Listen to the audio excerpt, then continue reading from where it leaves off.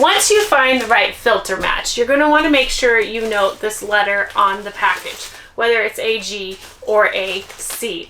We get a lot of customers who ask, what does this letter stand for? Well, our G stands for green, and you'll notice that we have these green filters, and the green filter here has a thin layer of green. Below it is some white polyester. That's 40 layers of unwoven polyester.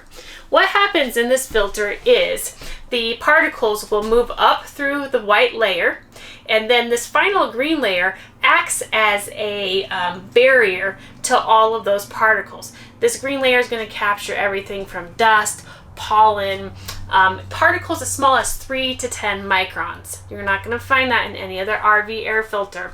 And so what's going to happen is this green layer is capturing all that gunk.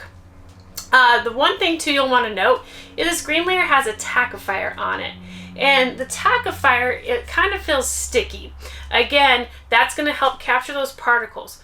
But we caution you, do not wash that. Do not wash this filter like you think you wash all your other stock filters, because you'll remove the tackifier and this filter is not going to work as it's intended. It's important to capturing all of those particles. So that is our green filter. Now let's talk about the C filter. This is our carbon filter. It is carbon activated, which means it's black and it's charcoal infused. You'll notice here that this filter is got a bunch of tiny porous black stuff on it. It's got millions of tiny pores, and it's used to capture odors. That's what makes this filter special, is its ability to capture smells like pets, your pet companions, cigarettes, campfire smoke, any of that stuff that you smell at the campground. It's going to help capture that. And what's even better is these filters will work if you're just running your unit on fan mode.